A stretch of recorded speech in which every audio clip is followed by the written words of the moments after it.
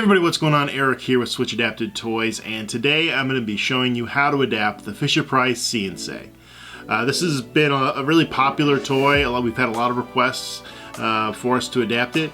If you find this video helpful, please hit like and subscribe. It really does help us out in a huge way, so thanks in advance for that. But yeah, I guess without further ado, let's get into it. We're going to start by turning the toy over and removing all the screws on the back of the toy.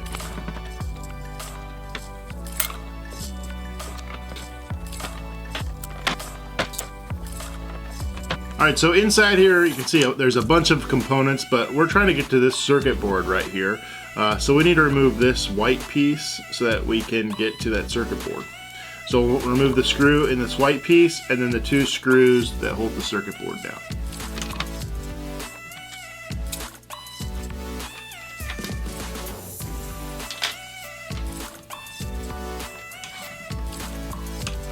Alright, so with those two screws removed, we can flip over the circuit board and it will reveal this ring of buttons.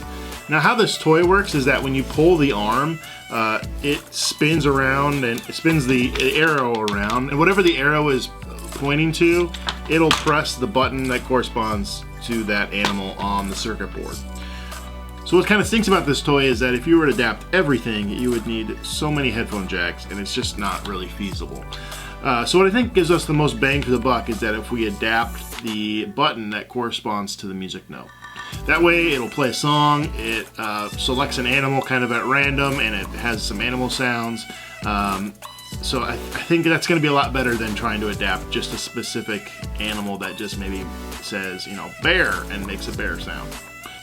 So what we're going to do is remove this circle with all these buttons on it, and it will reveal all these discs. It's basically like a circle with two halves, and these lines are kind of interwoven so that when that button is pressed, it completes the circuit. What we need to do is we need to solder our headphone jack wires, one wire to each side of that little disc or that circle.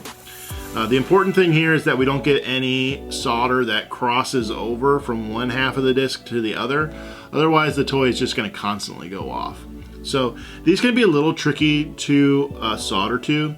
I'll show you some tips, but let's go ahead and drill our hole so that we can get our headphone jack into the toy, and we'll start there. Alright, so looking at the back of the toy, this is where we're going to drill our hole. And I think a good spot to do that is going to be kind of right here below the battery compartment. Think about between the battery compartment and the speaker. You want to find a drill bit that's the same diameter of your headphone jack. For us, it's a 1/8 inch drill bit, and I'm just going to drill the hole.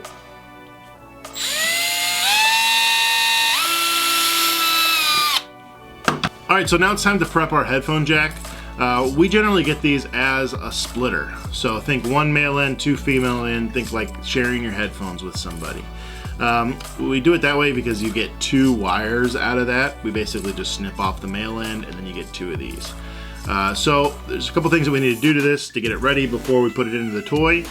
First thing is we need to remove some of the outside casing of the headphone jack.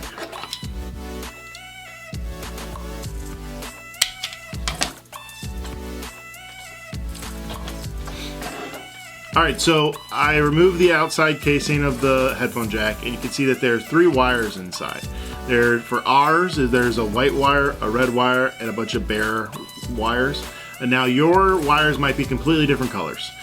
So what we need to do is combine two of these and leave one of them separate. But you need to figure out which ones you need to combine. Alright, so what we're dealing with here is a TRS connector. So T stands for tip, R ring, S sleeve. This is basically like a stereo headphone jack, but the problem is a lot of buttons are a TS connector, so they just have a tip and a sleeve, basically like a mono jack. So what we need to do is we need to combine the ring and the sleeve to make just one wire and have the tip wire separate. So how are you going to figure that out? Well, the best way is to kind of play around with it. You can strip the wires off of each of the headphone jack wires and twist two of them together, connect it to a toy, and see if it works. If it doesn't, then try a different combination of those three. For our headphone jack wires, we buy a bunch of these all at once, so I know that ours, we need to combine the red wire and the bare wires. Now, I'll just tell you, we have found that a lot of times the white wire is the tip wire and the one that you need to keep separate. So while that might not always be the case for every headphone jack out there, that's where I would start. I would start with trying the white wire separate and combining the red and the bare wires, which for us, I know that's gonna work. So I'm gonna go ahead and do that now. So what I'm gonna do is I'm gonna remove some of the casing on the red wire, and I'm gonna just twist those two together. So I'm now formed one wire. Now we've got a bunch of exposed wire here, and what I basically want to do is just put a new casing on there. So what I'm going to use is a heat shrink wire cover, slip it over, heat it up, and that'll protect that wire from accidentally touching something else on the circuit board and maybe shorting something out. So I basically just cut a piece of wire cover, I'm going to slip it over, and I'm going to use a heat gun to heat it up, and it will shrink down. All right, and now I just need to remove a little bit of the white wire casing. All right, so now we're ready to fish our headphone jack wire through our hole that we drilled. All right, so now what we want to do is we want to put a zip tie around the wire on the inside of the toy, and that's basically going to act like a barrier. So if a child were to pull on the cord, it doesn't just yank the whole cord out of the toy. So I'm simply just going to put a zip tie around the wire, cinch it down super tight, and I'm going to snip off the extra zip tie. Now what I like to do to these zip ties is I really want to make sure it gets locked into place. So I'm going to use a little bit of super glue or CA glue, or you could use hot glue. And I'm just going to put a dab of glue kind of around that zip tie. And I'm going to use a little bit of activator, and that basically like instantly dries that CA glue. Alright, so now it's time to solder, and I went ahead and removed the batteries from the toy. There's no off switch on here, so while I'm soldering, I'm just going to remove the batteries. I'm going to do a couple things before I actually put the wire to the board. I want to get some solder on the wires themselves and a little bit of solder on the circuit board. That just helps me kind of get things together quickly, and I have a less chance of burning the board when I do that. So I'm going to start with my wires, and the first thing I want to do is just kind of twist my wires and make sure that they're nice and neat. Make sure there's not any like stray wires. And then I'm just going to use my soldering iron and get a little solder on the wires, just like that. I'm not an electrician, so this really isn't that hard. You can definitely do it. Don't let this part scare you. And now we need to get some solder on the circuit board. Now a really good thing to pick up is a flux pen. What this does is helps prevent us from burning up the circuit board when we're trying to solder to it. So just kind of dab it on there. A really good thing to have. And I'm just going to try to get some solder on both halves of this disc. Alright, now I can solder my wires to the circuit board.